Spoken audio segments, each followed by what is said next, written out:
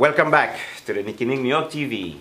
Tonight, a conversation with the author of Anneville Road, a beautiful, wonderful love story, full of images, full of drama, even a crime.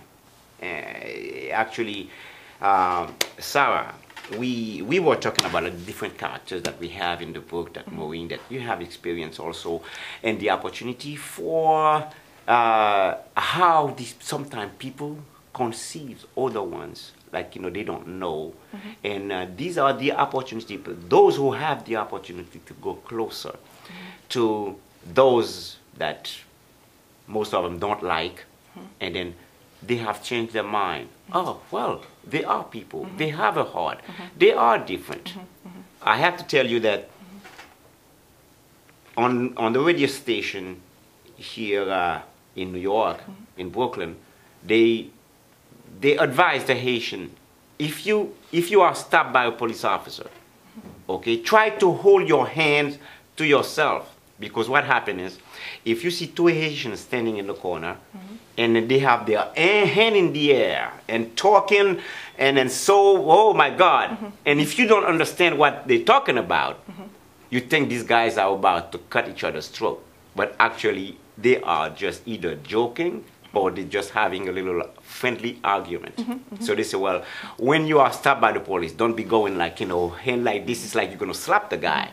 So this is a question of culture. I agree with you. Sometimes my husband will be speaking, with his mom or his brother, or not brother, but father, that sort of thing. And when they are speaking Creole, I'm like, what are they saying? I think, what are they saying? Because there's the passion in it, and when you don't understand the language, you don't really know what's going on. So I see what you're saying. They don't know the culture, so they if a preconceived notion, they might think it's something. They might think it's like, what these guys are going to fight? No. Let's get out of here. No. But actually, this is just a friendly.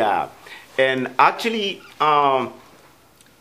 talking about culture, it seems that Reed in the book, I have left Texas, maybe kind of disgusted, or she had to go. Yes. And then she comes to New York and make her life for herself, where she met a Haitian,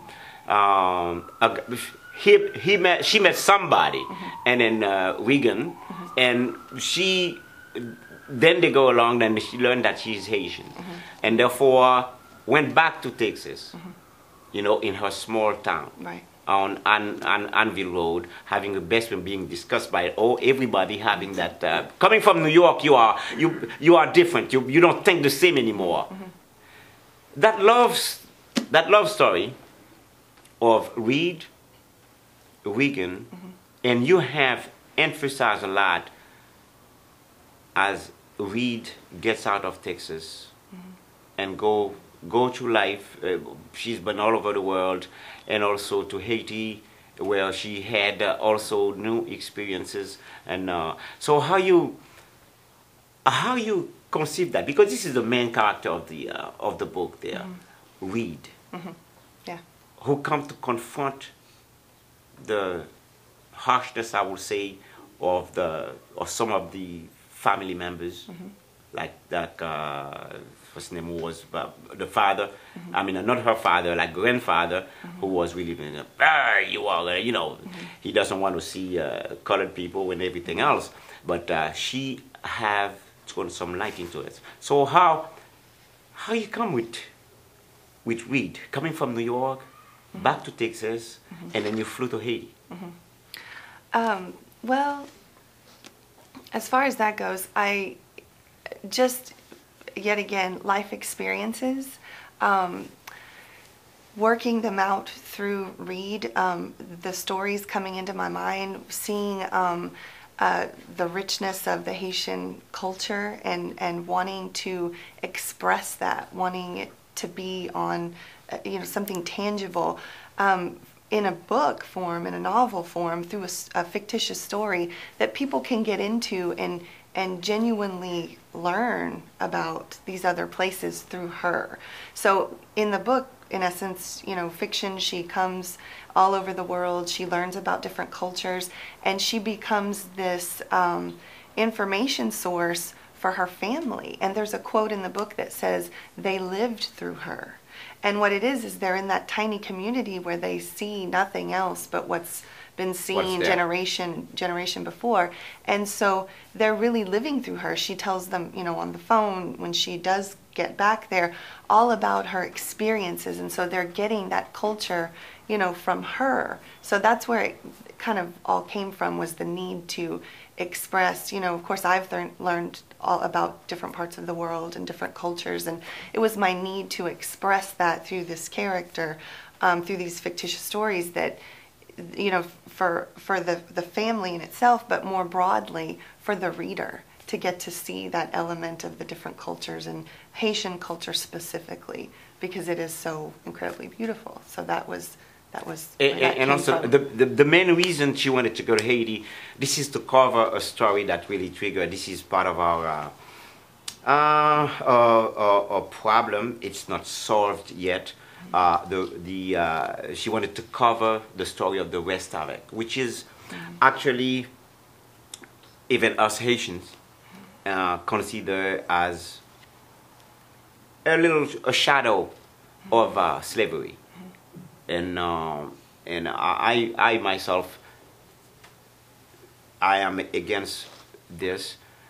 But you see, when you grow, and what you are a conservative, and you have to leave your place. You have to step out of the box. I remember that, you know, you have used that term. Step out of the box. Yes. And experience what's on the other side, to really understand and say, oh my God, that is wrong. That is wrong. And then she had covered the story of the West Avec, because so many beautiful mind that we have lost, because these kids coming from the countryside do not, because they don't have an education, they deprive them of a certain education. So they never, some of them could be an engineer, doctors, they are intelligent too, yes, but they never had that opportunity. So that I was really moved to write that storyline. That was something very close to my heart. Of course, you know, my mother-in-law has been a huge inspiration for this book, you know, being a Haitian woman who, you know, has lived much of her life in the United States, and listening to her stories, and it just occurred to me, what you know now about the Restovic situation, I don't think that was how it started or how it was intended initially. I think initially part of your culture, and again, I don't profess to know Haitian culture better, you know, than you or Haitians or anything like that. I'm just, you know, it's her stories that got into my heart and made me just want to do something. And when I asked myself, what is this something that I can do? You know, you see people sending money, you see people doing this, but I don't see it getting into the people's hands. I don't see it really making great changes for them. What can I do? I can write. That's what I can do.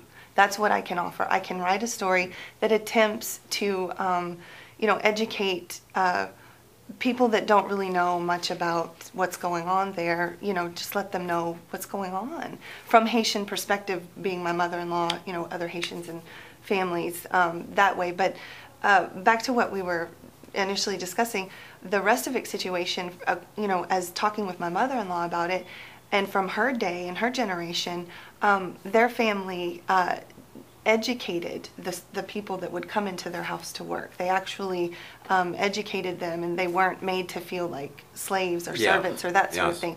So, you know, in discussing with her and learning from her the progression of this, you know, in certain places it's not what it was, you know, at the time. Correct. More of a wholesome and more of a pure motive. Now, you know, it has taken some dark undertones, and that's what I attempted to bring out in the book, because I think that's so important for the world to know that this is, you know, what's going on with some children, that they're no different from my children. My children are Haitian American children, and the only difference between my children and those children are opportunities. Opportunities. My kids are growing up here. They have great schools. They have, you know, access to these things, and they're no different from these children. They're just different opportunities there, you know. So that was something that I really wanted to express, was that situation. That's great. And also, there is a quote in the book where you say that the Haitian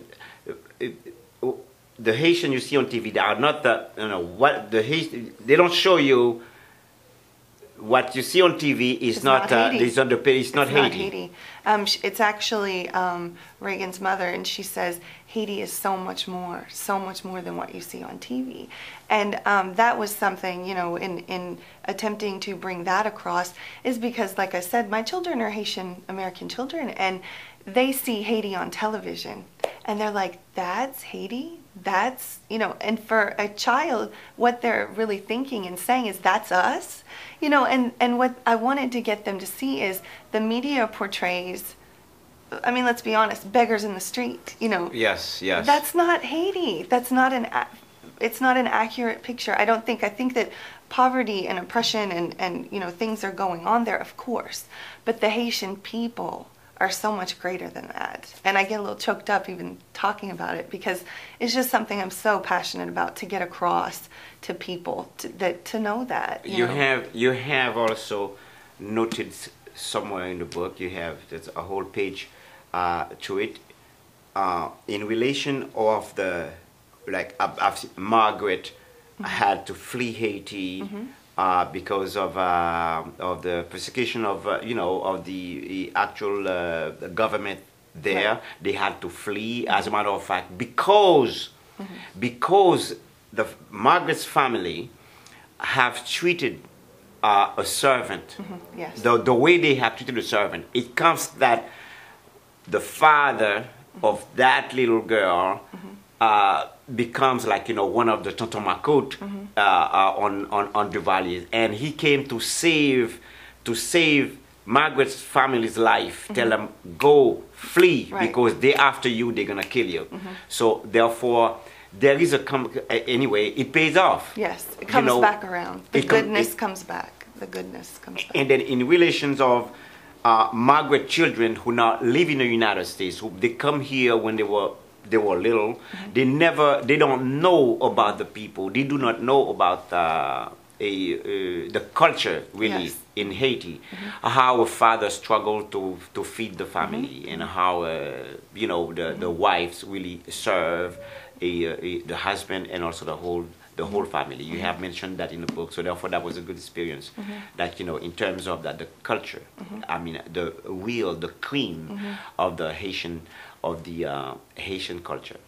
So you have gone a full circle there, you know, with Weeds. Yeah, it is. Yeah, and like I said, yet again, that's just the passion and hearing the stories from, you know, my mother-in-law, and listening to the richness of the experience of them coming here and what they've experienced, and, you know, now seeing my kids, you know, what it would be, second generation, you know, here, and just their experiences. Yeah. You know, it is important for them, like, you know, to step outside the box. Yes. You will take them outside the box, yes, so they could appreciate. There are a lot of things out there to hate. Yes. But actually, well, anyway, nobody has to expose their life or anything. Yeah. Well, it's not all perfect.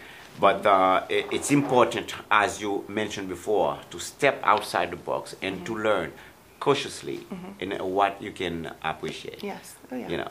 Well, I really enjoyed this conversation with Sarah. We'll be right back in a minute.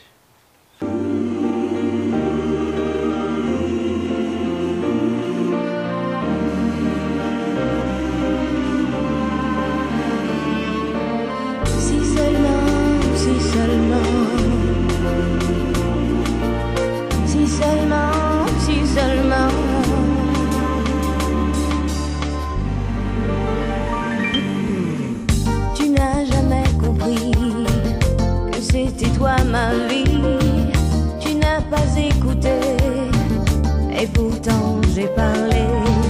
Tant de fois essayé, enfin t'ouvrir les yeux. Tu n'as jamais compris, c'était toi l'homme de ma vie. Il vaut mieux être deux, si on veut être heureux. J'ai longtemps attendu